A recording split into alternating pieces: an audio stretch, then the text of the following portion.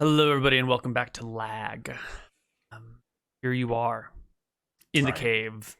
You can feel yourself being drawn here, and there's something at the back of your mind telling you that your deity is the one dragging you in this direction, pointing you here. The enlightenment you seek, in part or in whole, must be found within this cave. All right. Single-minded and contented, well-rested and focused. I loft my magical torch above my head and step into the cave, into the darkness, banishing shadows before me.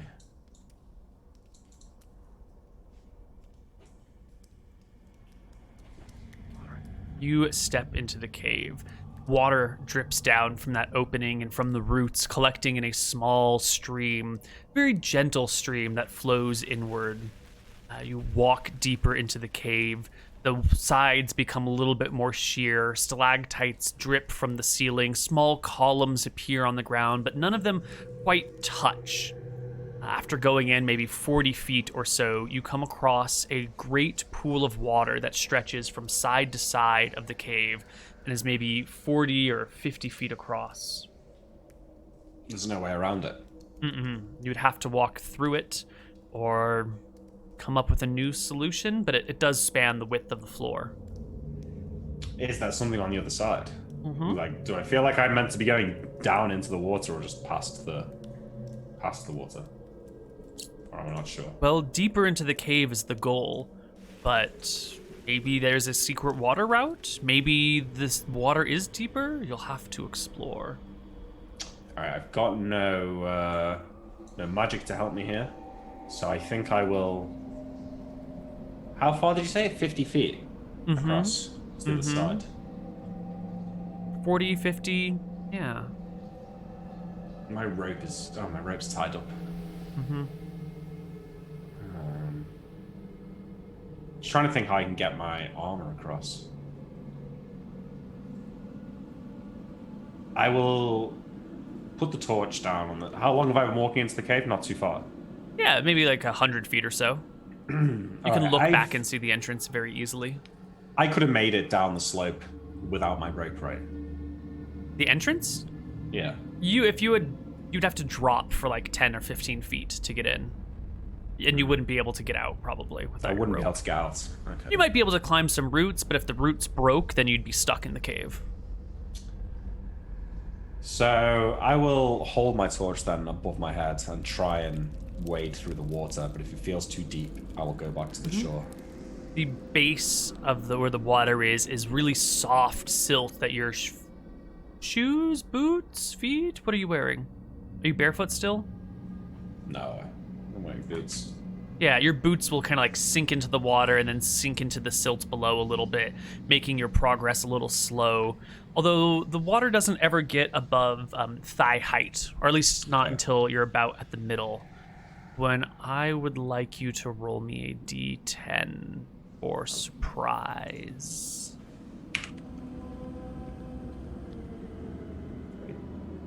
A 3.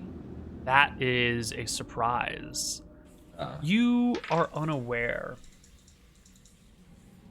as lurking above you, clinging to the roof of the cave, descending on a strong silken thread, a giant spider.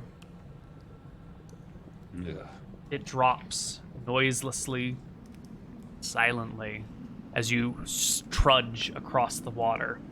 Your only hint that it is near you is when it reaches out to grab you, attempting to inject its poison into you immediately, and then retreat away. Let's see. It's got high ground for sure. So it rolls a 9 on the die, 1 for high ground, and 5 for hit dice level, whatever you want to call it. So 15. But you don't get dex. Back attack or just a surprised? It's surprise will give it another 1, but it's not back, it's above. But am I getting my shield? No, you're not going to get your shield because it's coming from an angle at which your shield is not available. So I think it's just I think it's a hit then, yeah. I think I've only got 14 AC without my shield. Excellent. The spider kind of comes down slightly behind you, reaches out with its fangs, sinks them into you for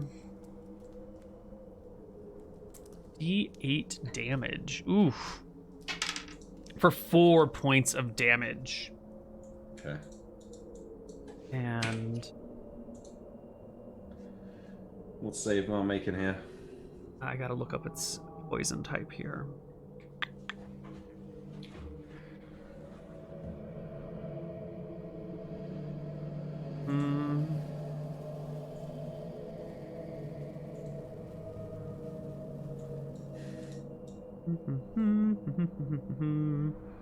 I need a saving throw versus poison. Pretty good, actually. My save's a 9. Oh, that's Let's just great. check that, because I have leveled up. So I don't think it would be higher than a 9, but... Priests get a 9. Yes, at level 4. Okay. Oof. You feel these fangs, these huge fangs, like sink into your neck. The blood flows freely. The poison courses through you. You manage to shrug it off without any problem. But there it is as you whirl around, the spider like retracting itself up its thread into the ceiling above you, waiting for its poison to take effect, waiting for you to get weak enough that it can eat you. However, you've passed your save, so you will not fall to the poison, but the spider is here nonetheless. I will, I mean, I've got a shield in one hand and a torch in the other, so I feel like if I draw a weapon, it's going to get away, so I'll just try and, like, swing the torch up at the spider as it retreats. All right. Well, it made its move and attack and move back, so I think it's out of reach by the time you can whirl around to face it. You were surprised, after all. Okay. Would I not get an attack opportunity, then? Not on a surprise round, I don't think. No, I think the shock of everything is too much, and it's trained for just such a maneuver. This is the spider's favorite course of attack. So, how far is it to the other side of the lake now? 20 feet? You're halfway across. So, I spin around, right, to go and attack it. It's already retreated back. Can I then, like, fling my torch to the other side of the... Absolutely. Yeah. You toss it across. It lands. It's not going to sputter. You've got a torch of Everburning, is it? Everburning log? Yeah, log of Everburning. Yeah. So it'll stay. It won't go out. It'll land on the ground, flickering firelight around. And I start to back up back towards shallower water. Towards the torch or away from the torch? Towards the torch, yeah. So I back up towards it. But I turn around so that I can see the spider. Right. The spider is lurking somewhere in the shadows at the roof of the cave. The torchlight kind of elongates things and it flickers back and forth. The spider's well hidden up there. What is the light radius? This doubles the light radius of a torch? No, I think firelight does that. It doesn't say anything about how it affects torches. It just says that it stops it burning to ash. Okay, so it lets it go longer. It doesn't actually affect the raid. All right, let me look at the... Oh, no, wait. It gives off twice the normal amount of heat. But not twice the normal amount of light? Yeah, not twice the normal amount of light. Let's see what the vision range of a torch is. Here we go. I mean, it's 15 feet in it. I think so. Yep, 15 feet. So you won't be able to see the ceiling. You won't be able to see the spider unless it comes within the light, but you can back across the pool deeper in the cave. Yeah. Initiative? Mm-hmm.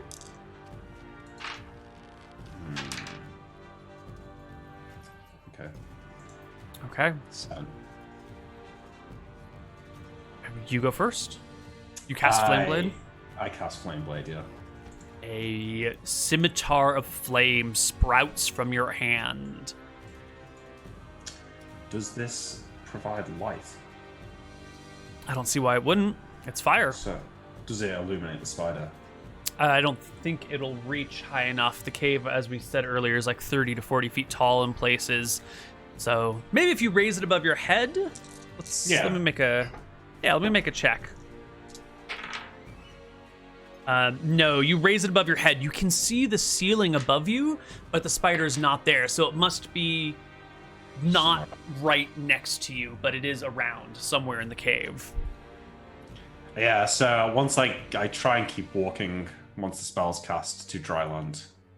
Mm-hmm. And I'm sort of, once I get back to the ground, I'm going to like keep whirling around, like looking for it on all the walls above me. Mm-hmm. Try and stop it getting the jump on me again. Mm-hmm.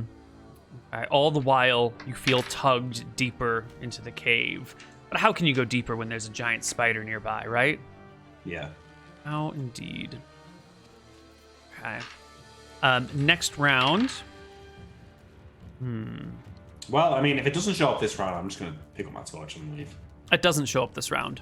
All right, yeah, I grab my torch, and I will just head deeper into the cave. My flame blade will last for 4 rounds plus 2 rounds, so 6 minutes. Okay. So now I'm not wielding my shield. I've got the flame blade and the torch. Actually, wait, I don't need the torch, but I still have to carry it. So yeah, I've got flame blade and torch. Flame blade and torch in hand. Yeah. Right. You proceed deeper into the cave. It doesn't go that much farther, maybe another 40 feet, but there's like a large mound before you as you go deeper that you'll have to scramble up and over, or maybe hug the sides of the cave to go across, but that'll get pretty narrow. Would you like to go in the tight crevice around the mound, or would you like to go up and over it? I will use the torch to illuminate the crevices around the edges of the mound. Mm-hmm. It looks pretty tight. Like the hill comes up this way and the cave wall comes up this way, so there's like a spot that you could scramble through, but you'd have to get on your hands and knees. However, it would illuminate all around you. You would be moving in it like you'd be squeezing, but there's no way something could sneak up on you because you could see everything. And the alternative is what? To just scramble up the mound? To scramble up and over, which I guess if you're going up, you'd still be able to see things, but you'd be out in a more open position, which wouldn't hinder your movement, but would allow, more things to get to you. I don't know. I think I'll scramble up the mound. At the top of the mound is a single column connecting ceiling and floor, and beyond that column, the mound drops down, becomes sort of flat. The cave ceiling dips real low to the ground, providing maybe only a passage of like 2 feet to go deeper into the cave. So there's like a small passage on the other side. And let me roll. And it's as you get up to here and look about that you can see the spider crawling on the ceiling, moving towards you. It seems to have just come into the section of light. And as you spot it and look at it, it like steps a few feet backwards. It's between you and the entrance to the cave, staying at the very edge of your vision, very edge of your light. Between me and the end, it's blocking my exit back where I came from. Yes. Okay, I will throw the torch like down the mound into the gap, and then I'll hold the flame blade and like crawl face forwards down the mound and try and crawl through this 2 foot. All right. Ignoring the spider. You are going to find the shield on your back will prevent you from going in. It's just going to be, that's too narrow of a passage to move through with this big heavy thing on. The terrain is rough. You're going to have to like push and crawl and maybe even dig a little bit to get through this area. You can see the passage runs maybe 10 feet. Okay. If I'm going to have to dig through, then I need to deal with the spider. How long does it feel like it's going to take me a while to get over? Is it like a section where it's 2 feet, and once I'm past it, I can get back on my feet and keep moving? Or probably, yeah. You can see that it's like a narrow area, and then the narrowness stops, but it's hard to tell how much it opens until you're crawled through. And since it's only like 10 feet, you could do it pretty quickly. Yeah. So what I'll do is instead of throwing the torch down, I will throw the shield down the hole first. Unstrap it from my back and like throw it down. Right, and then I want to, on top of the mound behind me, I'll place the torch of ever burning on top of the mound. It burns with twice the heat of normal fire. Hopefully this will keep the spider away from me. And then I'll crawl down through the hole with the flame blade. There you go. You can squeeze through the hole. It's a tight passage. I don't know if you're claustrophobic or not, but you are literally pressed between the mountain above you and the earth below you with very little room. If anything gave way, you'd be instantly and forever crushed. It's a terrifying feeling crawling through a cave like that. But you pull your way through to the other side where you find a small, impossibly rounded room. There's no way this would naturally form. And there is a small, half column of stalagmite joining, where it's been leveled on top and bottom, and sitting on this, in between this knocked out section of column, is a flail. Oh yeah. Is it lit in this room only by the flame blade, which is wearing thin, and maybe some light from the torches creeping down? Because it would have taken a round to chuck off your shield and crawl through the thing. So this is round 3 right now of your flame blade? At least round 3, I'd say. I cast in the middle of the pool, walked across, walked up the mound. Yeah, spent some time. Yeah, it's probably 3 or 4, I'd say. But seeing the flail, I will cast the flame blade to the ground, leaving the shield behind me, and step forward into the circular room and towards the flail. Yes. It is here. Sitting. What waiting. Does it look like? It's got about a haft of wood about yay long, bounded with iron on either side. Chain links that made out of an unusual looking metal. It's sort of like swirled variations of silver. Must be some sort of odd alloying or some sort of smithing that allows for these different metals to be joined and yet still separate, connected to 3 spiked balls at the end of it. And each of the balls sort of have a swirling red and black pattern around them. Clearly some sort of... Marked by Malchus. Marked by Malchus in some way, shape, or form. Okay, so I will take hold of my holy symbol as I approach it. And I'll say to myself, it seems that you're the only one to answer my calls after all. Very well. And then I'll reach out and grab the flail. Yes. Your hand wraps over the cold wooden handle. You can pick it up, heft it. It weighs about the same as your current flail, and it is very clearly, blessed by Malchus, god of chaos. All right, I will leave my normal flail in its place. So I'll just change the one on my character sheet to Malchus flail. Yeah. And as you turn to face the other direction, there he is. There is your deity standing before you. Well, back behind me, back the way I came from. Mm-hmm. Yep, just in the room with you. You didn't hear him arrive. He didn't walk in or anything. He was just there. So I turn around and then, shocked, jump back. Malchus! He takes the form, a new form that you haven't seen before. He's about 5'10", fairly thin, or average build, 165 pounds or so, with long black hair, wearing black and red robes with a black and red cloak flowing behind him. His face is clean shaven, kind of thin on the sides. You still recognize him as the man from before. His hair is long and black, but sort of popping out of the bottom of his hood, kind of dangling down in front of him. And he considers you with a slow, careful look. So to clarify, so it's the same guy, just with, plus or minus some weight, plus or minus some years, and in different clothes, but it's the same guy. Yes, it's the same Malchus, but he seems to have multiple different forms to take. And the forms are all sort of similar, but they're not exactly the same.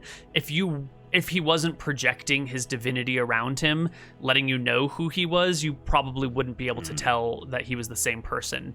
It's just he has various instances.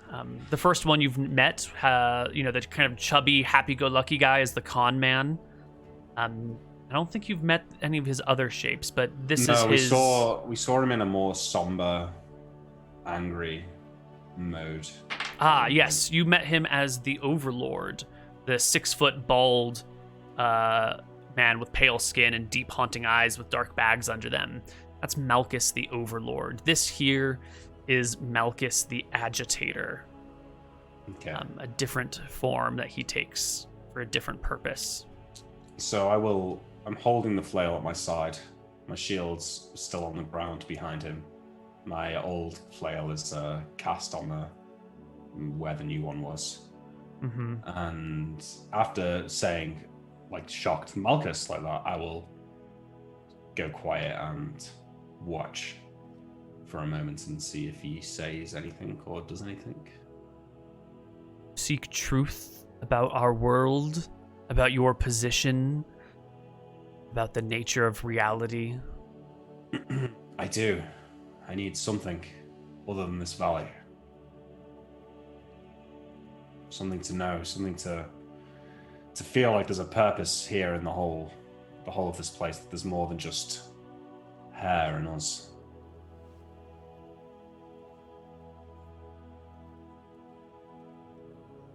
The right man in the right place can make all the difference in the world.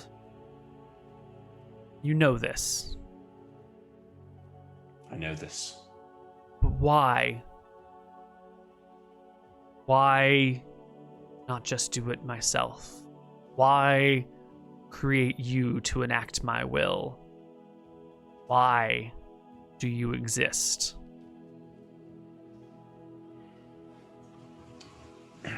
I don't speak to know I don't claim to know the motivations of the gods. So far, my life has been nothing but suffering. And yet here you are, and here are gifts I bestow upon you. There is a reason for all these things, but it may not be to your liking. Would you rather know an unpleasant truth, or live your life in a way that is dishonest but comforting? I feel like everyone else in the valley inhabits the second reality, not knowing the full horrors of what await them. Whereas I've been cursed with the knowledge and the fear of Verasi and her denizens in that dark forest. I know that my life ends at the limb of an ogre or the teeth of a beast. And every night, my dreams remind me of it.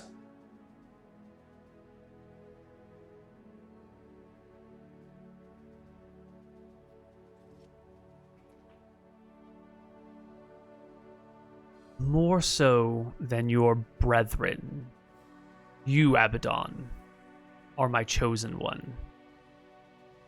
You are the man I hope to make all the difference in the world. I will attempt to position you in the right place, the right time, with the right tools to change our world, but it will always be up to you to what to do. You want...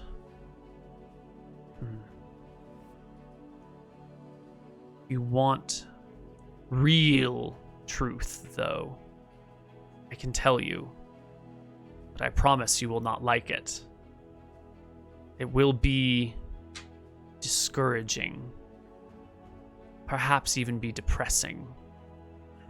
The ultimate nature of reality is not meant for mortal minds.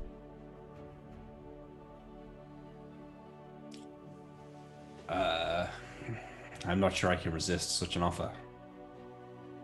This place is already so confusing, so overwhelming. Further information, I feel, could only help put my mind at ease.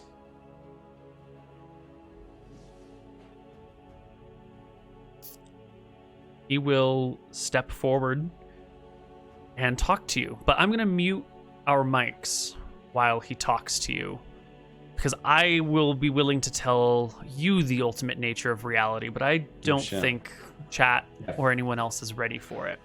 Get fucked, chat.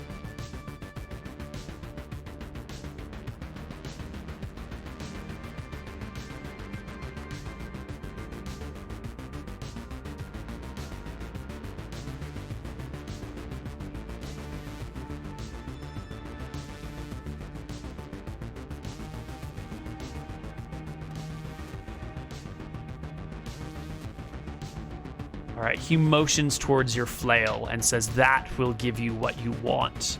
This flail needs a name, and it is for you to name it. And mechanically, you will understand that this flail will act as a reverse battle fate spell. When you strike an enemy, you roll a d6, and instead of gaining a bonus, they take a penalty. So like battle fate on a hit, except reverse it. So instead of gaining a bonus to hit, they'll take a penalty to hit. Instead of gaining a bonus to AC, they'll take a penalty to AC. Instead of gaining a free action, they will lose their next round action. And it goes up as I level up. And it will increase in power as you level, yes. All right. In addition, it has a flat plus. It has a bonus to hit, I think equal to the battle fate bonus, but with a -1. Let me double check the spell, because it should only scale to +5 at max, and I don't know what the battle fate bonus is scaled to. Every 3 levels, 7, 10. Oh, so 4, 7, 10, 13, 15, 16? Let me check what the max is, I might say. Because I wanted to max at +5 when you're like... It's a maximum. Battle fate goes to a maximum of +5 at 13th level. Perfect. Then it will act like... well, it'll be battle fate -1 for the bonus to hit and damage. So it'll go to 16th level, it'll be +5. So at 4th level, it should be +1. At 7th level, it'll be +2, and so forth and so on. So that's +1. For now, yeah. Okay, I will call it Maelstrom. Ooh, great name.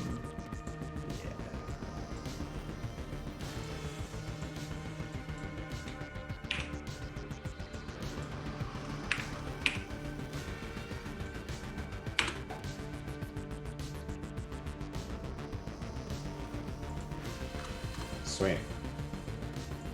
So, with a hardened look on my face, I look down at the flail and I whisper, Maelstrom. And I look back up to Malchus and meet his gaze. And he is gone. Okay, he's gone. Yeah.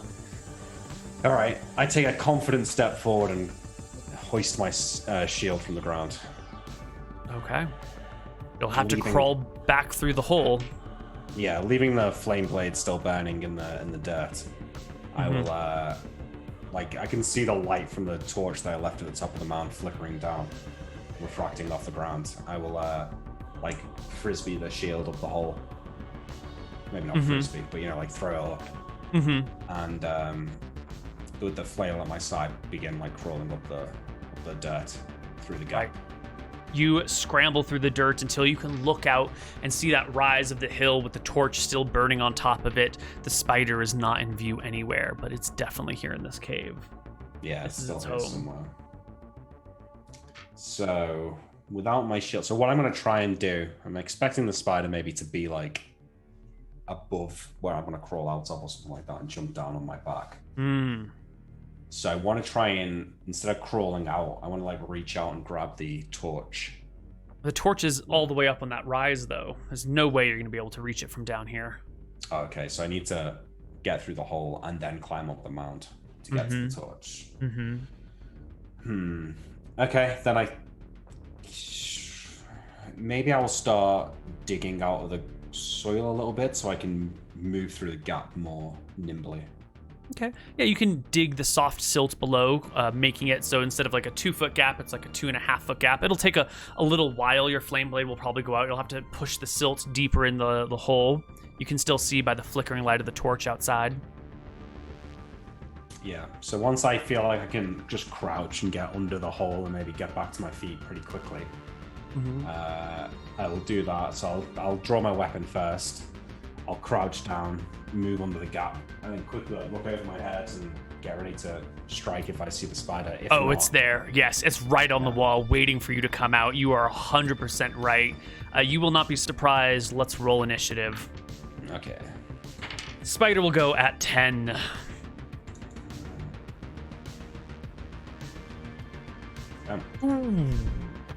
You both go at 10. So you slip out, keeping the spider at bay as it tries to snap at you until you can strike it, and it will make its attack at you as well. It will roll a 15 plus 5 is a 20 to hit. Okay, that hits. And what do you roll? Because this is simultaneous battle. 15. That will hit as well.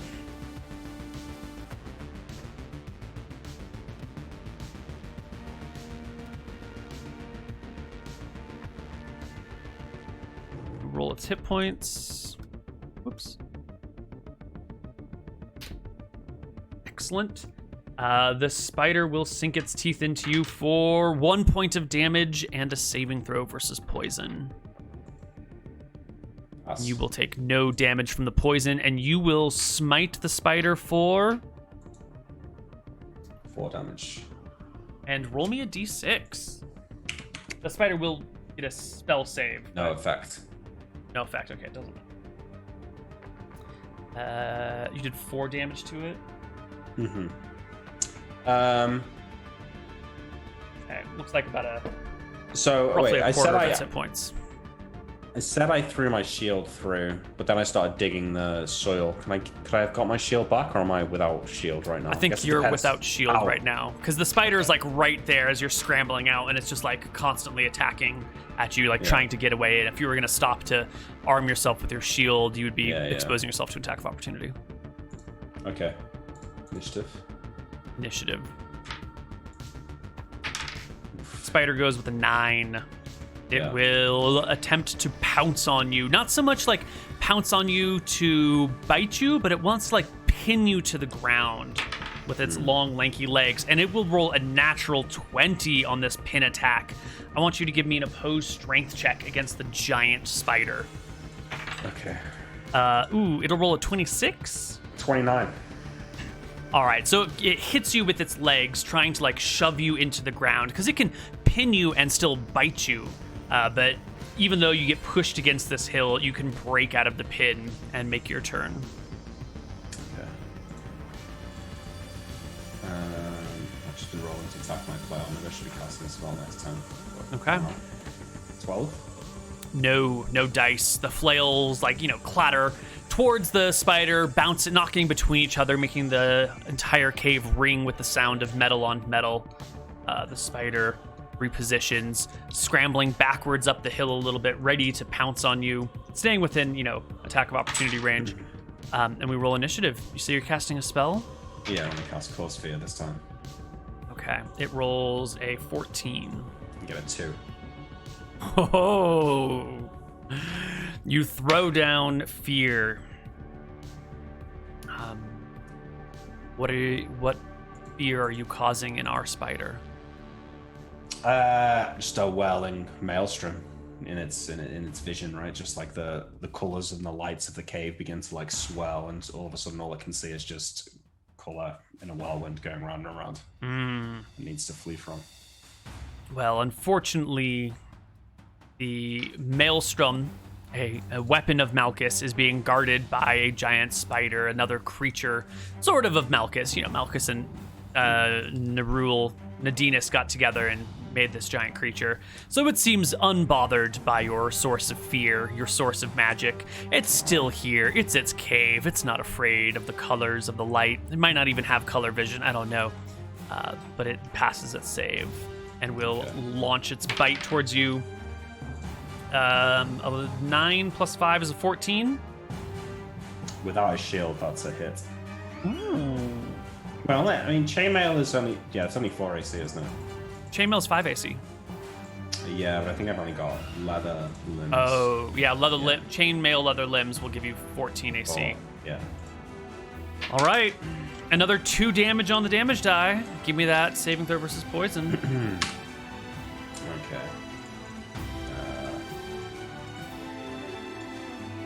Passed. No problem. An initiative. We've got no more magic, At really. 15. Could I? Okay, I'm gonna make a fighting withdrawal back under the gap that I came from. Oh, you want to crawl back under?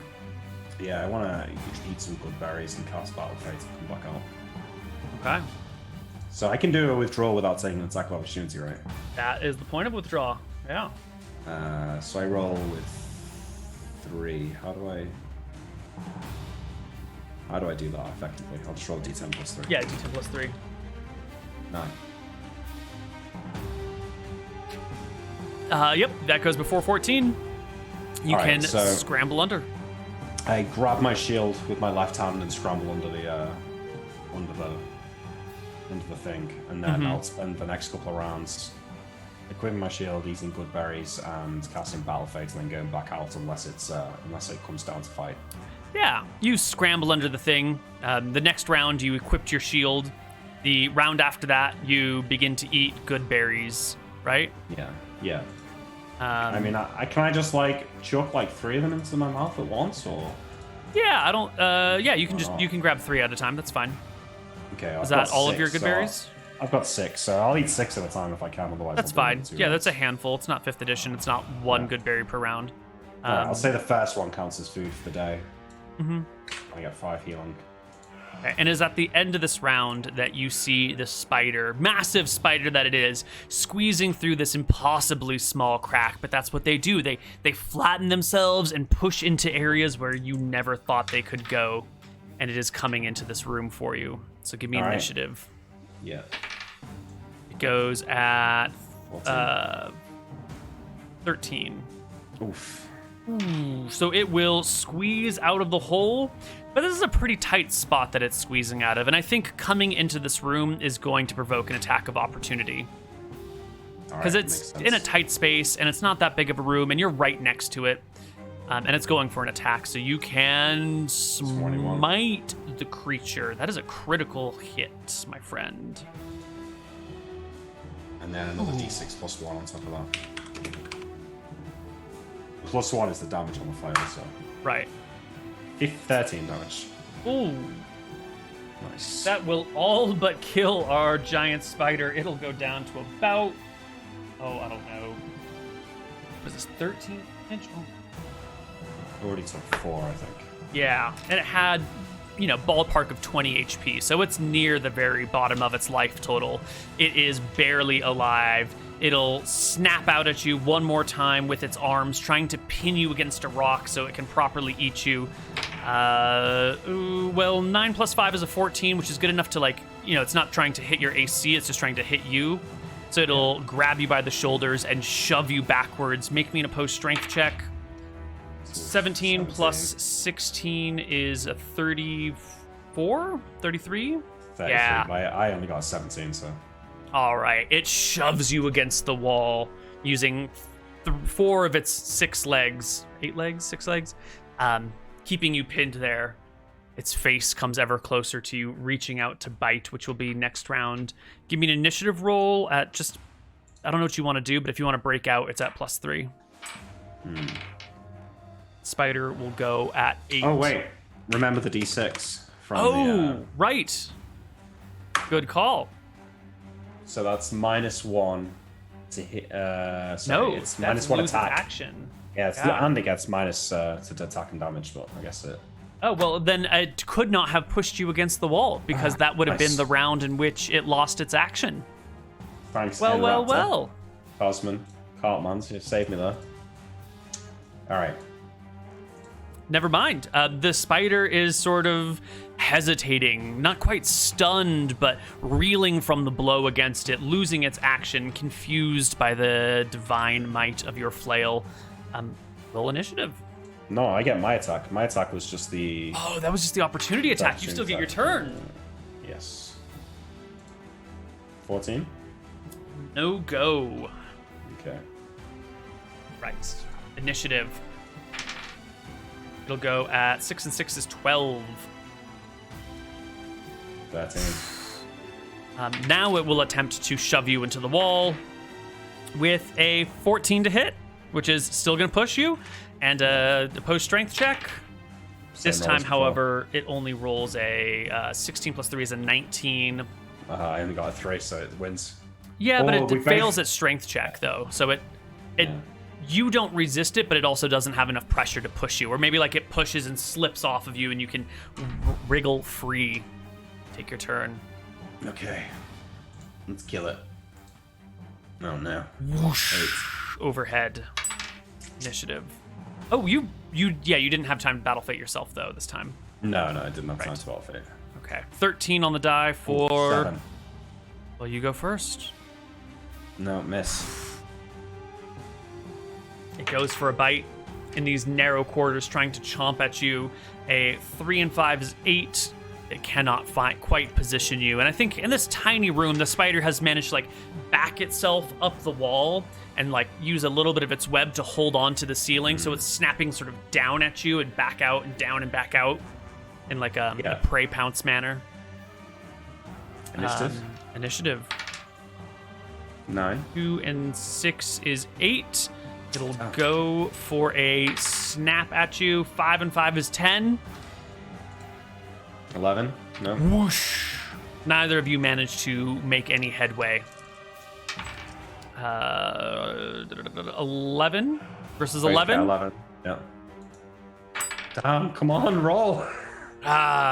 This time it'll score a 16, good enough to hit you. No, not with my shield. I'm 17. Not good enough to hit you. It'll put its face right into your shield as you bash it backwards. Spider's on its last legs, barely alive. It wants its food. It wants to protect its lair. It wants to protect the ultimate nature of reality. It rolls a 14 on initiative. 12. Fuck. Come on, Abbadon, roll. God. You can hear a chuckle emanating from the shallow end of the cave. You can hear the god of chaos laughing at you as you fail to overcome even the simplest problem once it's shown you truth. Did it attack yet?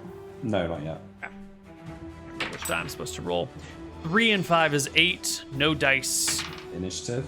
11. It'll go at 7. Natural 1 on the die. With another 16 to strike. No. The spider. 20. That'll do it. As it's retreating from its bite, you crack it for 4. The spider drops from the ceiling and then sort of stops hanging by a thread, dangling back and forth in the still air. Okay, I draw a knife from my belt and cut the thread and let it collapse to the ground. It falls. The spider is dead at your feet. Okay, exhausted after this prolonged battle, I'll fall to a single knee, resting, still hearing the chuckling ringing in my ears, and looking over my shoulder into the darkness and seeing nothing. He's not here. You can hear his laughter, his enjoyment of the uncertainty, who's gonna win? Does it even matter who wins? I just really want to see these two things fight. My favorite creations, my giant spider, my human. Yeah. I will take my dagger and stick it into the thorax of the spider and drag it down, and then make another perpendicular cut as well. So there's now a cross in its thorax, and I'll start pulling back the shell, just looking inside of it. Weird sacs, slimy and discolored, fill this creature's abdomen. Long turning guts and tubes and big fat yellowish organs that are kind of squishy and secreting some odd fluids. Do I see any silk or any... I don't know what a poison gland would look like, so do I see any silk? No. Okay, I'll step over it out of the under the little nook. Then I'll throw my shield. I'll put my shield on my back, sheathe my flail. How do you sheathe a flail? You don't. You just tuck it into your waistband. You carry it. How do you carry a flail? That's a good question.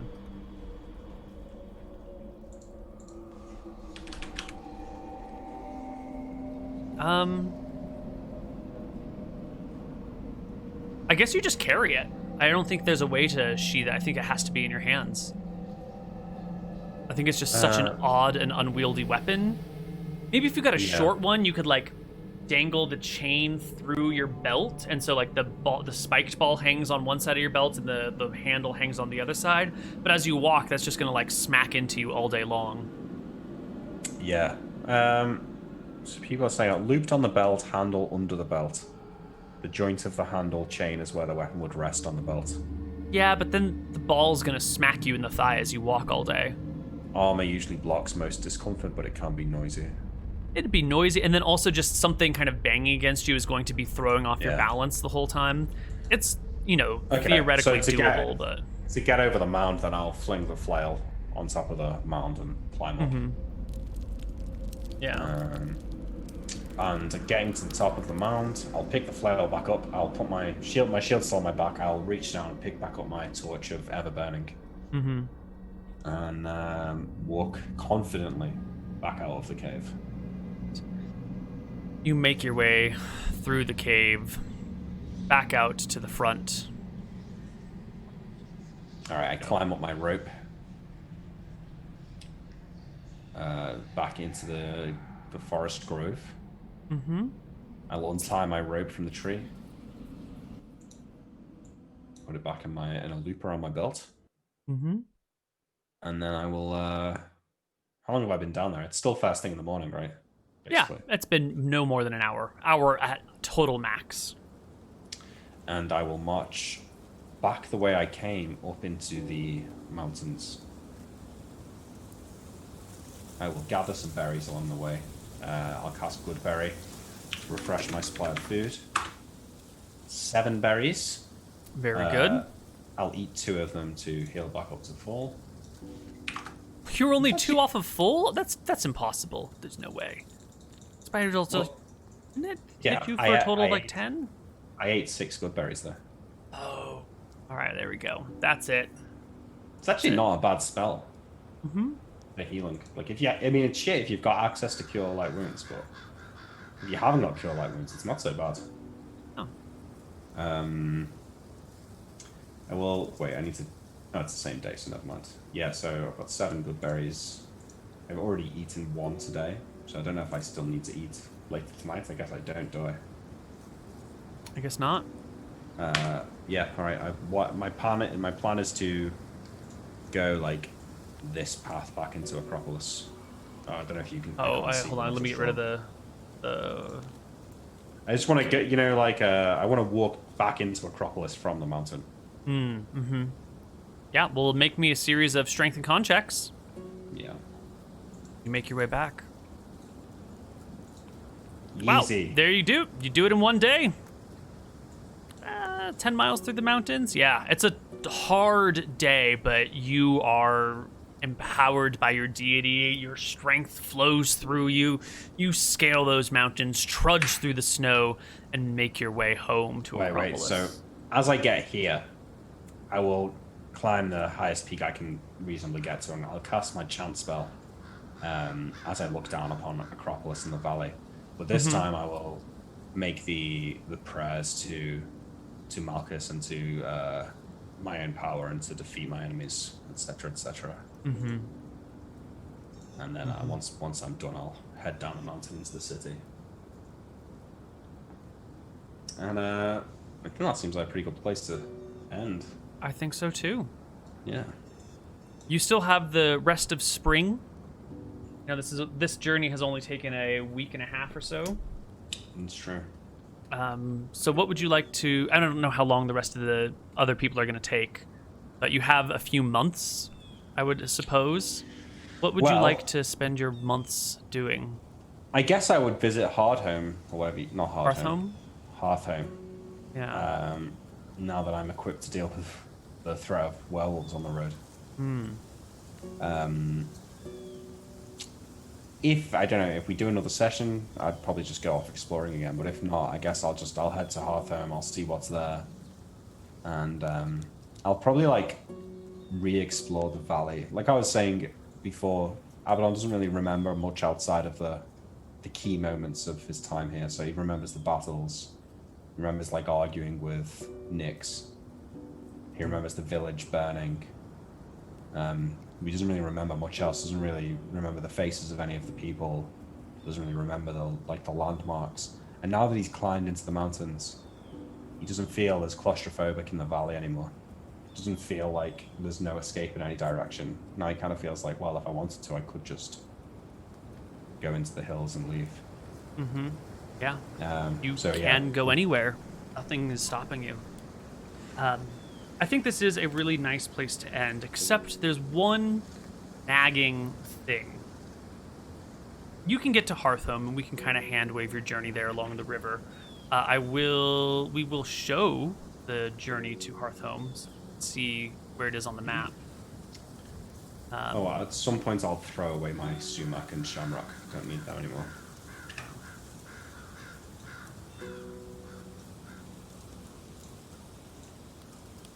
This is the route to Hearthhome.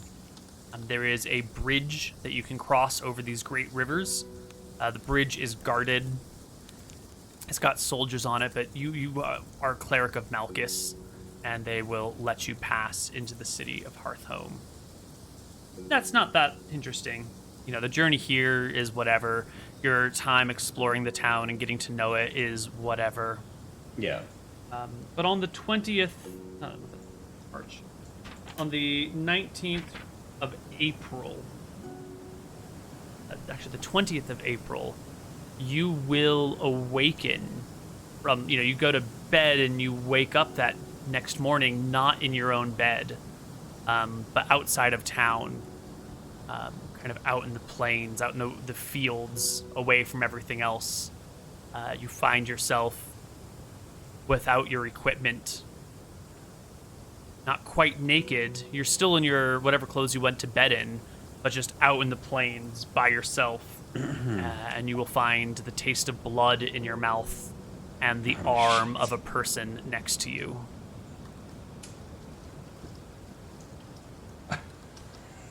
Shit. And I think that's where we can end. All right. So we'll see you guys next time for more Legends of Arcadia Genesis. We'll be back next weekend. I don't know who is going to play next, but we'll sort it out. And no one else has responded. So that's that. Cool. See you guys next time. Yeah, thanks for watching. Bye-bye.